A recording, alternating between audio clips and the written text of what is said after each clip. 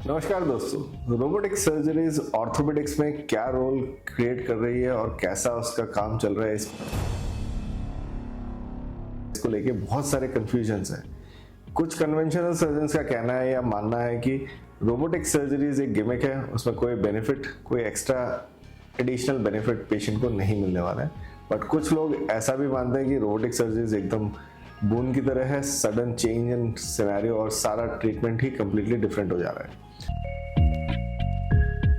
तो दोस्तों, robotic surgeries इन orthopaedics के बारे में आज जानते हैं इस वीडियो में कि हमें क्या क्या चीजें ऑर्थोपेडिक सर्जरीज में रोबोटिक सर्जरीज हेल्प कर रही है, ऑर्थोपेडिक रोबोट्स किस एंगल पे और कैसे कैसे आपके एज के हिसाब से आपको बेनिफिट करती है, उसके बारे में मैं बताता हूँ।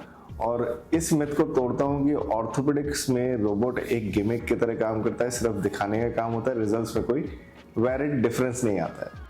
तो सबसे पहले समझते हैं कि रोबोटिक सर्जरीज ऑर्थोपेडिक्स में कहाँ कौन कौन सी सर्जरीज में कर सकते हैं। इस वक्त जो सबसे ज्यादा कॉमनली होने वाली सर्जरी है वो है नी रिप्लेसमेंट सर्जरी, जो कि total knee replacement as well as partial knee replacement as well as total knee के लिगामेंट स्पेयरिंग सर्जरीज भी रोबोटिक सर्जरीज के साथ किए जा रहे हैं।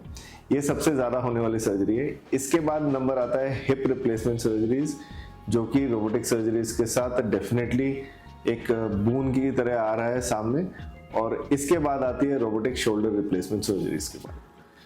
ये रिप्लेसमेंट तक ही अभी सारी सर्जरीज अटैच्ड है और मुझे लगता है कि नियर फ्यूचर में even arthroscopic surgeries as well as alignment correction and changing surgeries भी रोबोटिक्स के साथ आने वाली है, जिससे बेटर एक्यूरेसी और बेटर रिजल्ट्स आने वाले हैं।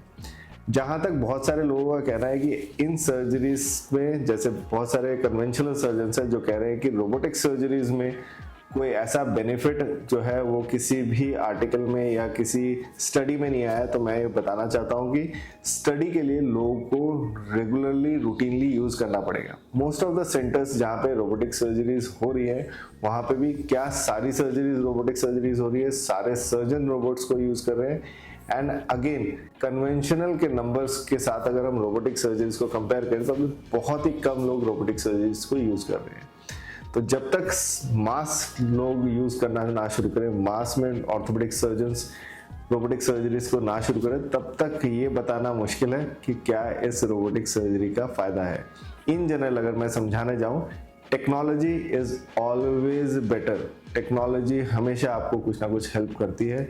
और हमारा अगर इवोल्यूशन देखें ऑर्थोपेडिक सर्जरी का, लास्ट 200 साल में बहुत सारे टेक्नोलॉजिकल एडवांसेस और डिफरेंसेस आए हैं। अगर वो टेक्नोलॉजी इम्प्लांट मेटलर्जी पे हेल्प कर रही है, सर्जिकल इंस्ट्रूमेंट पे हेल्प कर रही है, तो मुझे लगता है कि ऑर्थोपेडिक रोबोट में भी डेफिनेटली हेल्प करने वाली है। Again time is going to tell us, but with surgical precision जो बढ़ जाता है रोबोटिक सर्जन्स का, मुझे लगता है कि वो किसी और सर्जरी में आपको नहीं, किसी भी और कन्वेंशनल सर्जरी में बताना मुश्किल है। तो मुझे लगता है future is bright and definitely robotic surgeries have a very big role in orthopedics.